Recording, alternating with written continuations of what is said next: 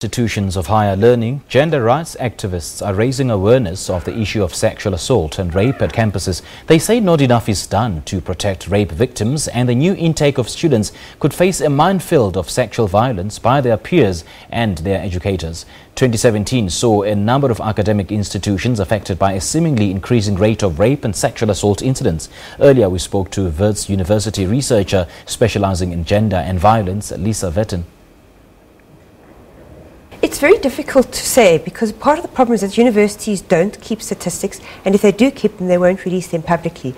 Because I think there is a concern that, to air this is like putting your dirty linen out there in public and it's going to damage your reputation, so much better to keep it quietly swept under the carpet. So we don't know, unfortunately. So what can be attributed to this? There are a range of reasons. I think this is a very neglected issue. The only time we tend to remember it and think about it is when there's a scandal. And then suddenly everybody's running around trying to do something, setting up offices, holding inquiries, and then they forget about it until the next scandal comes along. So what that means is that universities don't have, many of them don't have policies in place. And even if they do, they don't educate or inform their students as to that this policy exists, and if this happens to you, this is what you should do. And they often don't put any resources into those offices. You have one person who's trying to do everything, and naturally they can't do it well or properly because they're stretched in too many different directions. And then I think there's some universities which simply don't have policy at all. So students don't bother because what must they do if this happens to them? There are no procedures that they can follow. So instead they rather keep quiet, and you almost get a culture then setting in of this is acceptable behaviour, there's nothing you can do about it, so just keep quiet about it and try and get on with your life. Now, the university is keeping such scandals a secret just to protect their reputation. Don't you think they are equally complicit? Well, they are, because what they're doing is they're basically sending the message that don't talk about this, there's nothing we can do about it, don't bring our reputation into disrepute. Wow. Now, what are the key reasons why offenders think they can perpetrate such crimes and get away with it? Do you think that they won't be caught because it's just a campus environment? That certainly plays a part in it, because you can see, if you look at what statistics you can get, some universities do have different and bigger problems than others. So you can see, for instance, and I was looking at one university in particular which I won't name, they don't have a policy in place, and they have quite an extensive problem of lecturers demanding sex first before they'll give good marks to their students, or insisting that students have a relationship with them in order to pass, do well and get help. And because there's no policy in place, there's nothing students can do. So if students can't report it, then there's obviously not going to be any kind of disciplinary action that can take place. So I think universities can create a culture where they can allow that kind of behaviour to flourish, because they're simply not giving the options to go and report it. Now, as a young woman going into a tertiary system, what are some of the key behaviours and attitudes, that they should look out for to try and avoid being caught in such situations? Well, there are a couple of things, and I think, the difficult situation in universities exacerbate the problem. I mean, we all know about the problems with housing and accommodation at universities. So what often happens is that young women get told, well, if you want to get into this accommodation or this res, you'll need to get into a relationship with so-and-so. Or you can offer them cooking or other domestic services, and then maybe we'll give you a place. Young women need to, that's not the condition on which you get into universities. You don't have to sleep with somebody or get into a relationship with them to get into a room.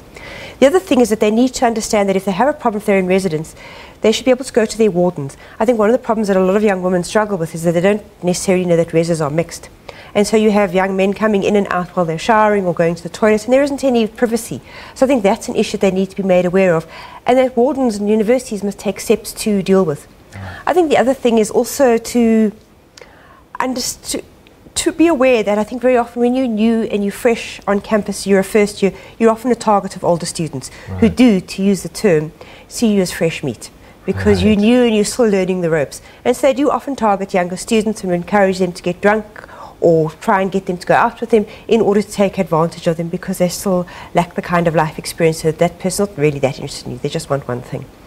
So I think it's a useful thing for students when they get there, go and find out what the policies are, find out where the student counselling centre is, and find some people who'll show you the ropes. Yeah, and especially there's this new phenomenon called the blesser phenomenon. Who is most at risk? Well, I think very often it does seem to be students who come from perhaps poorer families, and perhaps, which can mean, but doesn't always mean, that they come from perhaps sometimes more rural areas. They come into a big city, they're suddenly faced by these students who are so much better off than them, who have so many things and they don't. And they often feel like they don't fit in, they don't look as nice, they don't have as many things. And I think those can be the students who are perhaps more easily initiated into a blesser lifestyle. So I think it's also a challenge for universities to think that the way you're dressed or what you can afford doesn't mean you're less as a human being, or that you should be left out of things. You know, you don't need to get into sexual relationships in order to give you those things to make you fit in. Yeah, and what sort of intervention measures can government, universities and other civil society groups start putting into place, you know, to start working towards dealing decisively and effectively with this issue? Well, you know, if you read the Department of Higher Education's policy frameworks, 20 years ago they recognised this was a problem on campus, but they've never put in place a framework to make universities respond to the problem, which is why we have a situation where probably most of our training, vocational education colleges have no policies at all, and half our universities don't. So the department needs to put in place that framework, then they need to check that every single university and college has put a policy into place. And since we're talking increased budgets to universities, they need to put in place resources to be able to train staff and to be able to run programs for students to say, if this happens to you, this is what you need to do about it. And also I think to equip them with the skills to be able to prevent these sorts of situations. And those programs need to target young men as well. Yeah. And last year, Lisa, we saw the expulsion of 3 female students from Rose universities over their anti-rape protest. So where do you think we should draw the line between protest and victimization? Protest is very important, and I think we forget that those protests emerge out of a context where it looks like the university had been dragging its feet over doing anything about particular complaints for a very long time. So it's important that we don't squash protests, because we need them when universities don't do what they should. Quite clearly these protests exceeded what is legitimate in terms of protest, but the sanction I think was very excessive.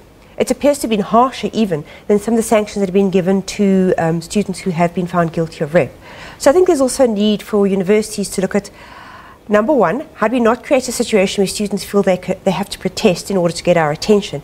And number two, once they have done that, how do we respond in a way that is fair and that we also appropriately sanction rape and don't come down more harshly on some kinds of things than we do in others? The Gauteng Education Department says it is expecting a